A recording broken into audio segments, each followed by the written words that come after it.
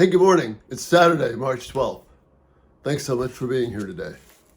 So the reason I say, Lord willing, I'll see you next time is because yesterday was one of those days when I wasn't able to be with you on the video. But we're back today, and we're going to continue looking at how vulnerability is something that we have to wrestle with in life.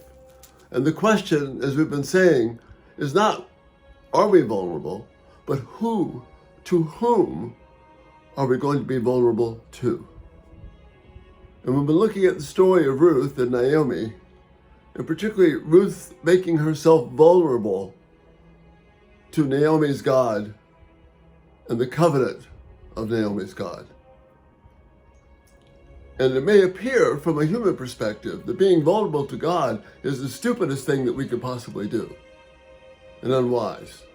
Because it, as Paul reminds us, it means fixing our eyes on something that we cannot see. And as humans, we want to be able to see something before we trust it. But with God, it's exactly the opposite. To have trust, we have to believe in the unseen. That the unseen world is greater than the seen world. Greater than the tragedies and the worries and the fears that I have. So Ruth, showing remarkable courage, turning away from the ugliness and the sins of her native land of Moab, saw something in this woman Naomi, where she pledged her life to her and to her God and to her people. She goes, works in the field to protect and bring food in for her and her mother-in-law. And this is noticed. The nobility of her character is noticed. And it's noticed by this man Boaz, who is the owner of the field that is there.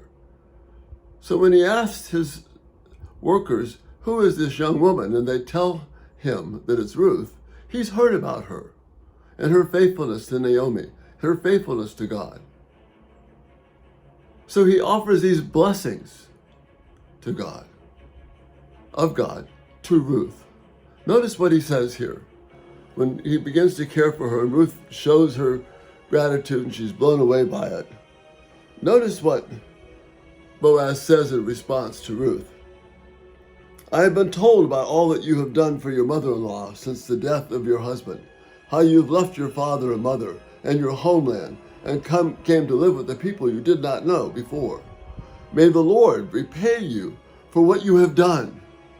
May you be richly rewarded by the Lord, the God of Israel. Notice this phrase, under whose wings you have come to take refuge. Under whose wings you have come to take refuge.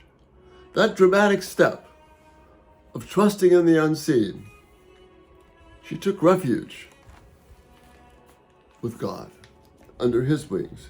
The phrase is very similar to one that we see a lot used in the Old Testament and the Psalms. And here are David's words. Let me give you David's words for this.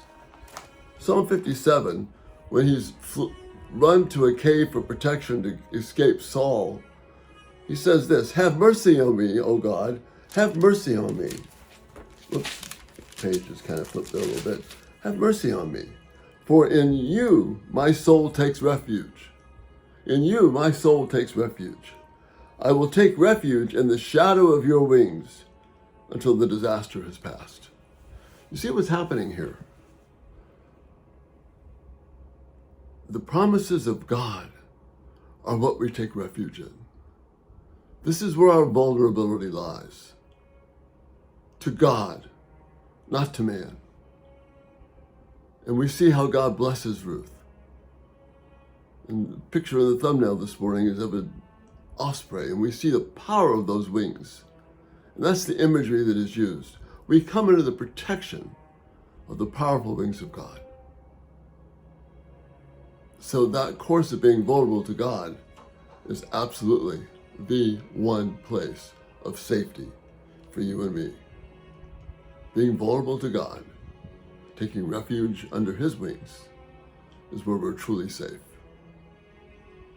And that's the thought for this Saturday. May the Lord bless you and encourage you this day. Thanks so much for being here. We'll see you Monday morning, Lord willing. Thanks for the support that you give. Check us out everydaytalk247.com.